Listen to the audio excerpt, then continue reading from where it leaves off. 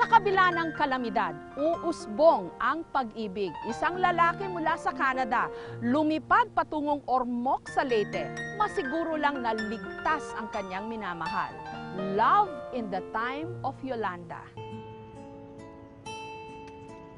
Para sa Canadian na si Husam, ang tunay niyang pag-ibig, natagpuan niya halos 13,000 kilometro mula sa Canada.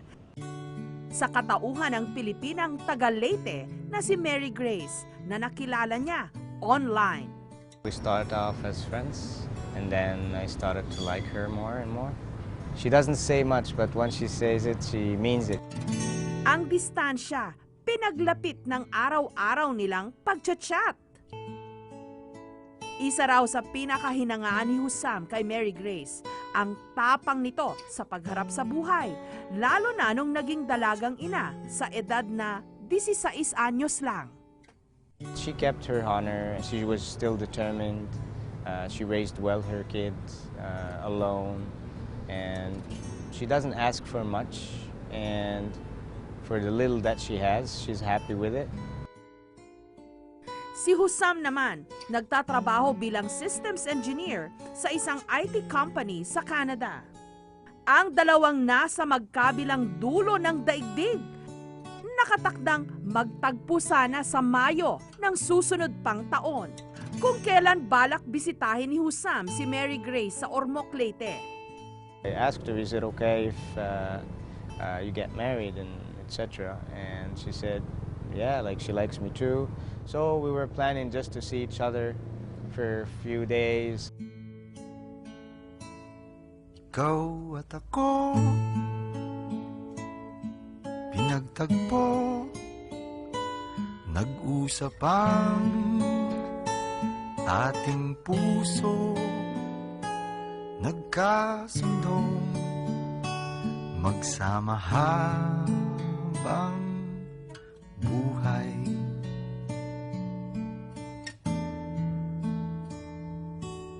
Sana'y di magmaliw ang pagtingin, kay daling sabihin, kay hirap gawin, sa mundong walang katiyakan.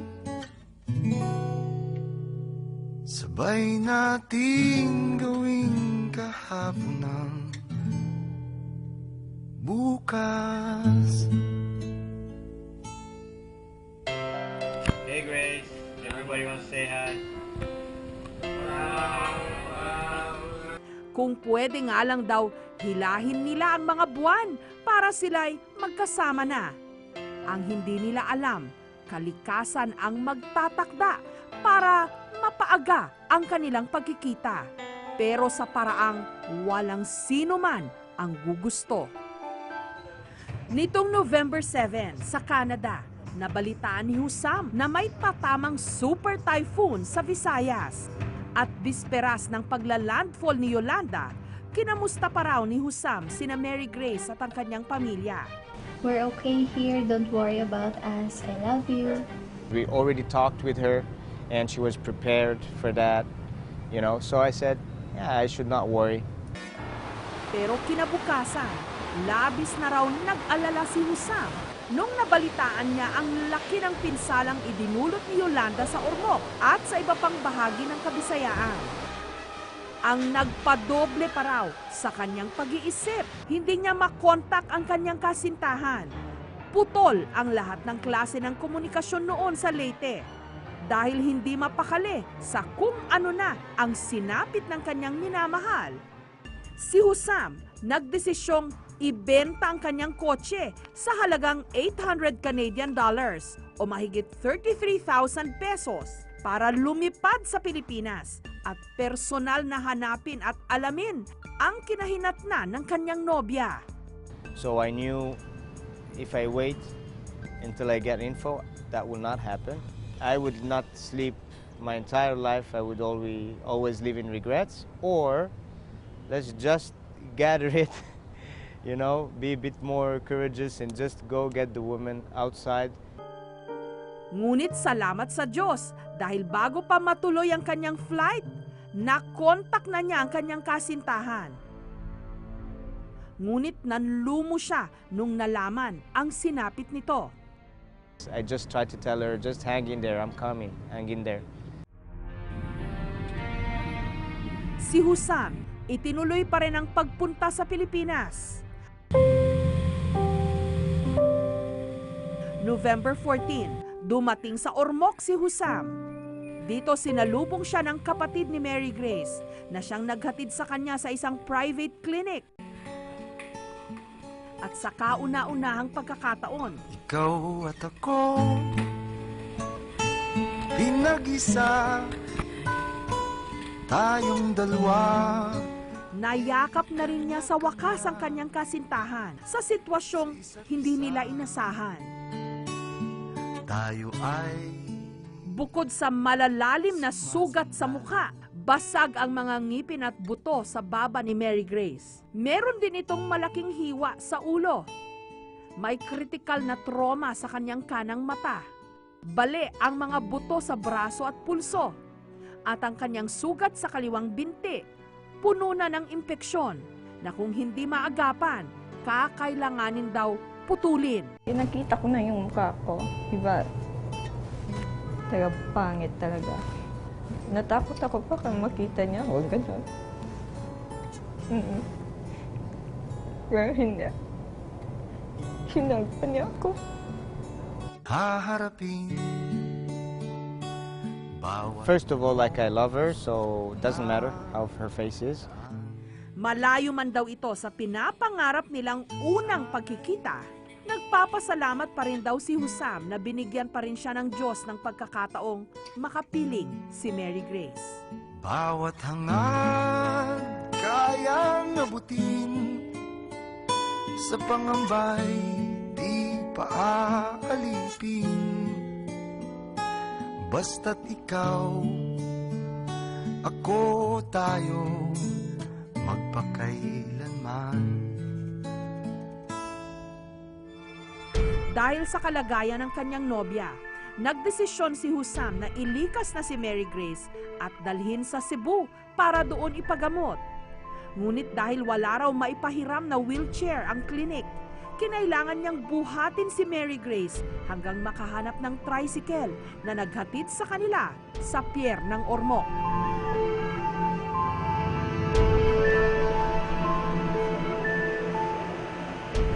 Mabuti na lang at natulungan siya ng Coast Guard na makasakay sa biyahe ng ferry alas 10 ng gabi. Hi, Mom. Okay. Dito sa isang ospital sa Cebu, nagpapagamot ngayon si Mary Grace. Look like if you had a little accident with the bicycle. I swear. Isinasaayos na ang kanyang mga tahi sa mukha. Nilagyan ng metal plate ang kanyang baba at kinabitan ng braces ang kanyang ngipin. And right now, today, would be the operation to fix the stitching because now there is no infection. Nito lang Lunes, sumailalim siya sa isang surgery sa binti. Habang nasa operating room si Mary Grace, nag-a-update naman ng vlog si Husam na inialay rin niya sa kanyang kasintahan, ang Operation Saving Grace. Ikinukwento ni Husam sa kanyang vlog ang lahat ng hirap na pinagdaraanan ng kanyang kasintahan at mga operasyong kailangan nitong pagdaanan. I thought enough money I had, like $5,000. I said, I'm okay. And then the first down payment in the first bill, it was really, really, really expensive. This is the last bill for the wheelchair I bought yesterday. At dahil mahigit kalahating milyon na rin ang nagastos ni Husam sa hospital bills ni Mary Grace, dito na siya nanawagan para sa mga donasyon, para sa mga natitira pang operasyon ng kanyang kasintahan. Makalipas ang 10 araw, nakalikom si Husam ng mahigit kalahating milyong piso mula sa mga donasyon sa iba't ibang panig ng mundo. Detail by detail, like even itemized list of where exactly the money went to. So they just like just to update them on and make them feel good about their donations.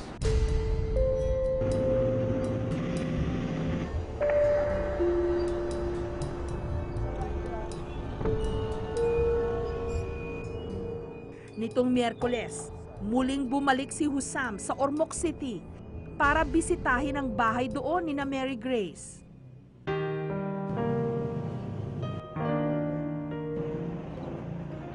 That's the door. May mga kahoy na pa gulong-gulong. Tapos sumama dito sa aming pintuan. Paglagapak ng pintuan, dito tumilapon ang ate ko noon. Laking pasasalamat nga raw ni Mary Grace kay Husam. Swerte ko. Yan. Kasi walang gumagawa nun. Kung hindi siya pumunta, wala na akong paa siguro. We accept her to be your wife, starting today until the day of judgment, in the name of Islam.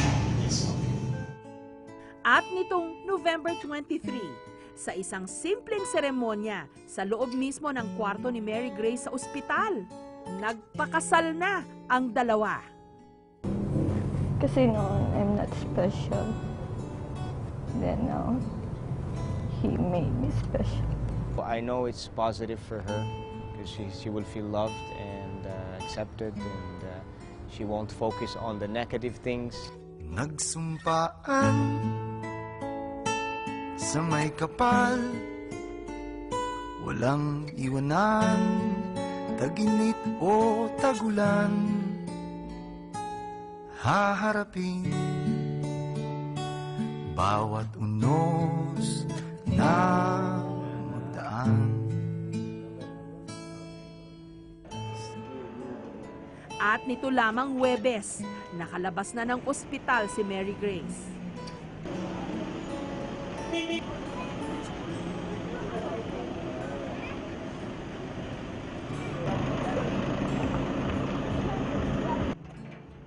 Sa darating na Pebrero, balak na nilang lumipad patungong Canada kasama ang anak ni Mary Grace na si John para doon manirahan at bumuo ng kanilang pamilya.